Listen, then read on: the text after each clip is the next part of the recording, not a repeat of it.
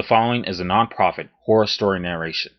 The story, narrated with full permission and cooperation, is written and owned by the author, who is credited in the subject line and in the description down below, along with a link to the original story. This video may contain some material such as violence, creepiness, jump scares, adult language, and suggested content which may not be suitable for some viewers. Please support the official release, and viewer discretion is advised.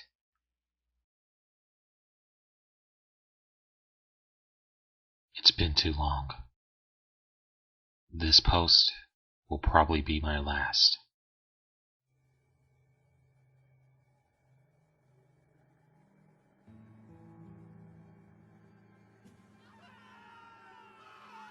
February 9th came, and with it came death.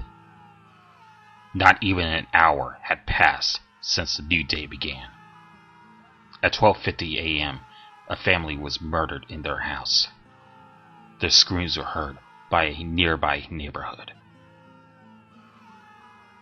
At 1:20 a.m., someone heard the screams of a couple in the park. When they went to investigate, they found them dead. Again at 1:50 a.m., more screams were heard, followed by dead bodies. This happened over and over again. 2:20, 2:50, 3:10, 3:30, 4:10, 4:50, 5:20, 5:55. These were all approximated times of death based on the time people heard the screams of the victims. Some were families, others were couples or singles. They were killing them faster than the police could find them. I knew there were at least 3 of them. Based on the locations of the murders, they had to be split up into 2 groups. Or maybe they were all split up. At first it was 30 minutes between each kill. But then it began to become more sporadic. Every time it was somebody killed at home, their lock was either picked or had been knocked off the hinges. The doors that had been knocked off the hinges, though, were coming from only one side of the city where killings were happening. The lockpicking was happening on both sides, though. There was only one person out of the 3 of them that could knock door after door off its hinges, and that was Brock. I can't remember if I mentioned this or not, but Brock is a huge guy. And when I say huge, I mean he could probably fight Arnold Schwarzenegger in his glory days. The more the news reported on the killings, the more I started to realize something. First off, for your information, the killings were happening on opposite sides of the city. The side of the city that had doors being knocked off was less sporadic than the other side. It varied some, but not as much as the other side. The other side was always picked locks, or had no sign of forced entry. This side was the more sporadic one. My gut told me that the sporadic side was John. It had to be him. He had to be the most ferocious one, the most animal-like. Then, after it reached noon, I noticed something about the killings. They were both making their way towards something. But what? As I realized what it was, I started to fear massive amounts of fear. That is something I'm not used to.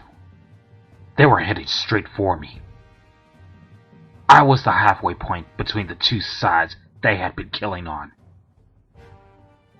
I'll be honest, even after what I have been through, I started to freak out. I had to calm my breathing before it got out of hand. It was soon after, though, that I heard a knock at my door. "I'm sorry, sir. The police department is short-handed. We can't stay," the officer said with an aggravated expression on his face. What? You're leaving me here all alone? I said, trying to hide my frustration. Can I at least have a gun then? Sorry, sir, I can't, he replied. You're joking, right? There are serial killers out there that have promised to kill me, and you won't even give me a gun? I said, looking at him as if he had no brain. You're practically sentencing me to death.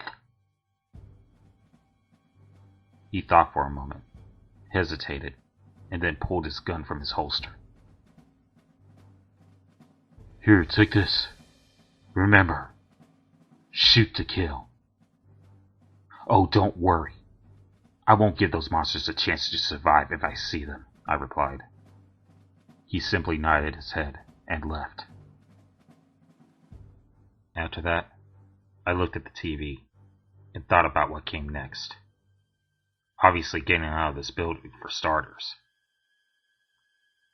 At this rate, though, Brock and, I'm assuming Joseph, will make it here before John. Probably because Joseph is thirsting for my blood since I killed Jacob. I left the building, bringing a radio with me. I headed to one of the rooftops of the surrounding buildings, looking down at the safe house. I sat there in anticipation, waiting for Joseph or Brock to show up. As I did, noon passed, and so did the afternoon. It was now evening, right before it began to get real dark. The sun was setting, and the air was becoming cool. It was then I heard it. The sound of a gigantic man smashing into a wooden door. I looked down immediately and see Brock and Joseph at the safe house. The door landed on the floor as I turned off the radio and readied the gun. 2 shots. That's all it would take. It seemed too impersonal, though, just to kill them like that. After all, these people forced me to join them, and are the whole reason I'm in this mess. I wanted to see Joseph's face when he realized he would die by the same hand that his brother did. I went back inside and headed downstairs in a dash to get to the bottom. As I opened the front door of the building, I heard them talking. It says he's somewhere in the general area, Joseph said, irritated. Maybe you should have gotten a better tracking device, Brock responded, equally as irritated. Joseph sighed with disgust, and the two started walking somewhere. I was surrounded by abandoned buildings, and no one was around. Then I heard it. The muffled scream. Why was there a muffled scream? It had to be in my head. I looked out the door to see Brock carrying Angela over his shoulder with her mouth duct taped. We came prepared, Brian. You didn't think we'd go looking for you if you were hiding in one of these buildings, didn't you? Joseph said with a crazed voice. Did you?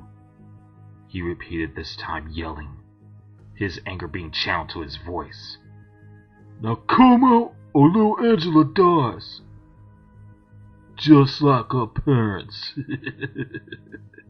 he said, yelling still, giggling towards the end. You made your point, I yelled as I put the gun in the back of my pants and stepped out of the building. He looked to his left immediately to see. We were at least 7 yards away from each other. You killed my brother, didn't you? He said, his anger pouting out as his eyes became that of the devil's. You're damn right I did, I said as I slowly approached him.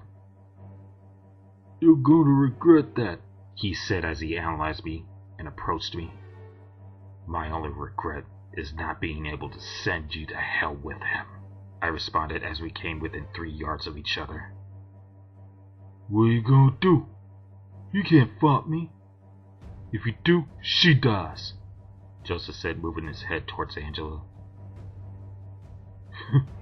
Then again, if you do nothing, she also dies, he said with a smirk. All he had was a knife in his hand. But I'll admit, when he was the one holding the knife, I didn't think there was any weapon that could match it. I want you to remember one thing here tonight, I said. And that is, he said, intrigued. That I was the man who killed your brother. And that I'm the man that's going to kill you, I replied as I went for the gun in the back pocket. Upon pulling it out, I shot Brock, aiming in his torso a few times along with what's in his leg. I missed the other two shots though. Brock fell to the ground and dropped Angela in pain. Joseph was taken aback from the fact that I had a gun. He went to lunge at me as I swung the gun in his direction and fired 4 shots, only 2 bullets hitting him in the torso. Only 1 bullet left in the chamber. Joseph fell to his knees, dropping the knife. Angela was scurrying away as Brock recovered from the shots and went to grab her. In a split second, I made my decision. I swung my gun in Brock's direction, aimed for his head, and took my time aiming. It took him a moment to grab a hold of Angela and take out his pocket knife. While he did that, though, I became confident in my aim and pulled the trigger. The next thing I know, I saw his brains getting blown out of his head. Then I felt a knife pierce my foot. Joseph had crawled towards me and stuck his knife through my shoe into my foot. I hardly felt it, though he smiled at me with blood in his mouth. I pushed the edge of the barrel against his cheek, making him yell. I then followed up by hitting him in the head with the handle of the pistol repeatedly. After a few hits, he stopped moving. I looked around to see Angela staring at Brock's corpse, wide-eyed. She was in shock. She was terrified. I walked towards her, and once I was next to her, I ripped the duct tape off her mouth and helped her to her feet. Angela! I yelled as she stared at his corpse, still in shock. Angela! I yelled again, snapping her out of it as she looked at me. We have to go, I said, picking her up and walking with the knife still in my foot. She continued to cry and scream. She's going to tell John exactly where we were. But I couldn't leave her. I carried her over to an abandoned warehouse and shut the door, trying to barricade it. Then I went to the other door trying to barricade it. Luckily enough, this warehouse had an upper level with a room. I brought Angela up there and sat her down. Listen, I said, trying to grab her attention. Listen, I said, raising my voice as I grabbed her head, forcing it to look at me. You're gonna be okay. I'm going to protect you, I said as I hugged her, trying to comfort her and get her to be quiet. Then I heard it. A pounding on one of the doors. I looked at her once and put my finger on my lips, telling her to be quiet. Then I headed downstairs, hiding behind some boxes. Then the door busted open, revealing John. He entered with a pocket knife and a smirk on his face. I knew I was right about you, Brian, he said happily. You've proven to be a cold-blooded killer. He seemed gleeful. You've not only killed Jacob, but now Joseph and Brock too. I'll admit you didn't have much class doing it with a gun. But all the beginners had to start somewhere, he said as he went around the warehouse looking for me. I don't kill for the same reasons as you do, I said, moving behind the boxes trying to stay hidden. Oh, that's not true. You've killed for yourself. Don't worry, though. Either way, I'll make a killer out of you, said John, his voice getting closer. We'll see, I said as I looked around nervously, starting to feel the pain in my foot. Yes, we will, he said. His voice is now right next to me. I looked up to see him looking down over me. I cursed underneath my breath as he came around the boxes and grabbed me by the throat. I might like you, and you might have a lot of potential, but I still don't like the fact that you killed my minions, he said with an absolute smirk on his face.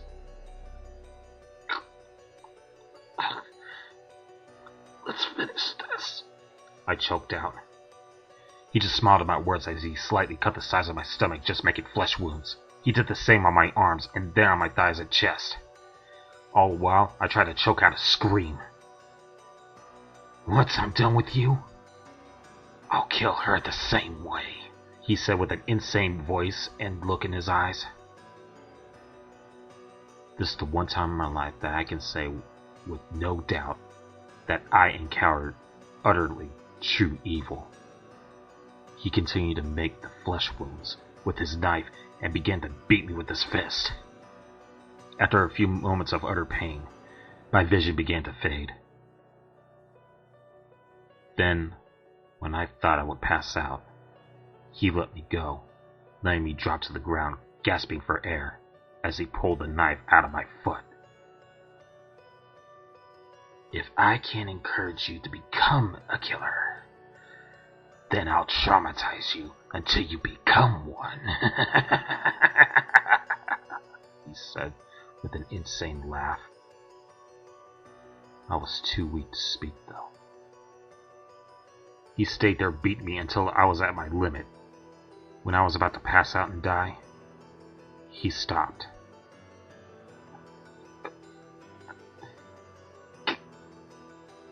Kill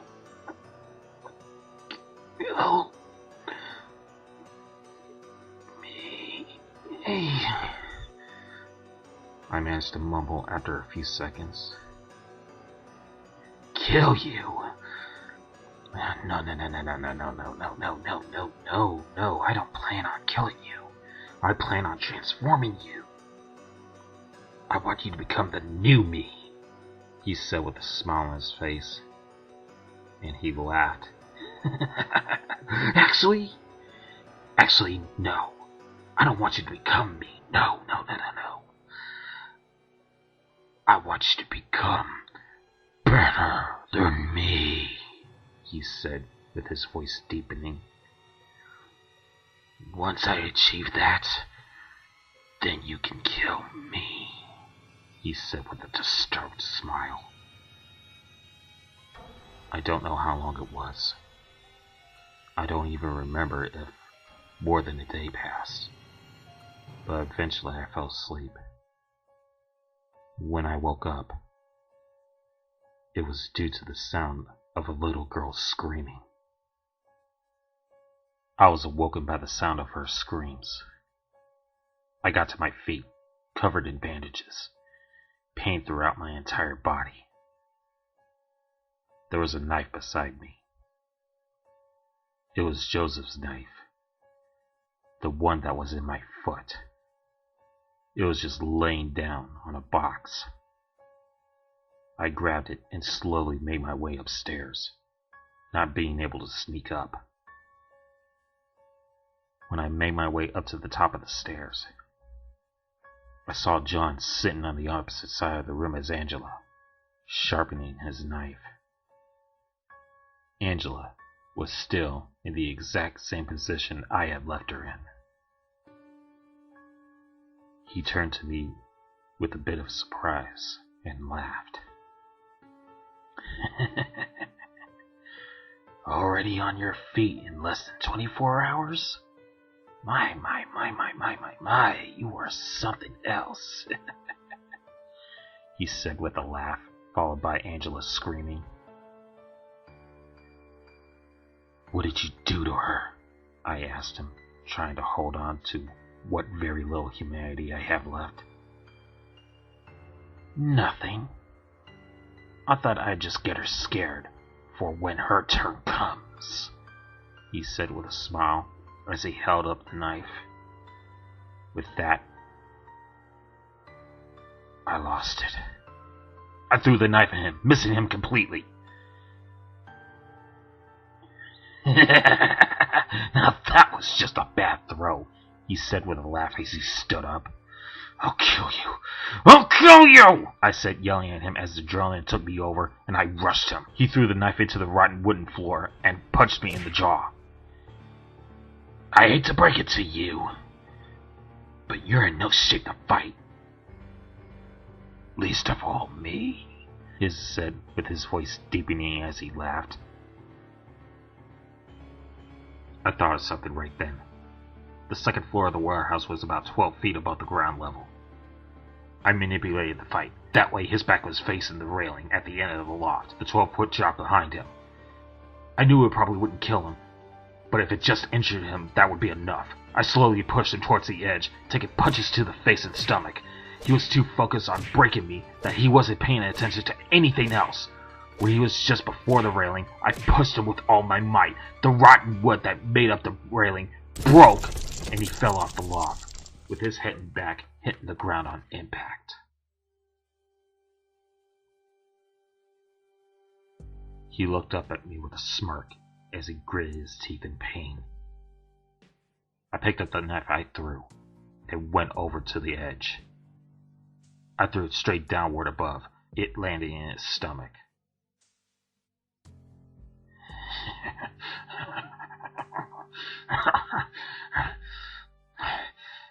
I guess I didn't think that through, he said with a laugh.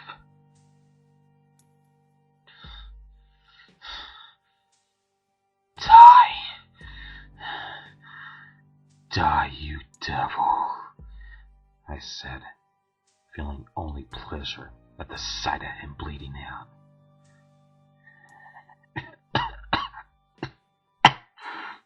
There, he said as he coughed up blood and a banging on the warehouse door began. There's the monster. There it is. The killer inside you,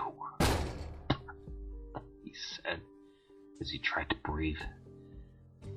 He smirked at me as the police barged in through the warehouse door, pointing their guns at me and John. Don't move! They yelled.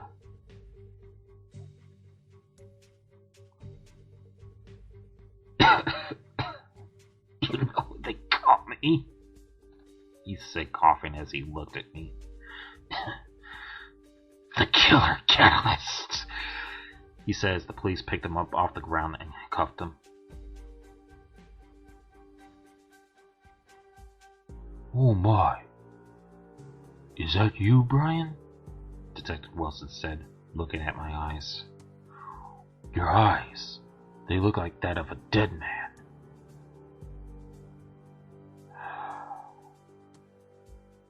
I feel dead inside, I replied as I looked back at Angela, who was still crying. Just get us out of here.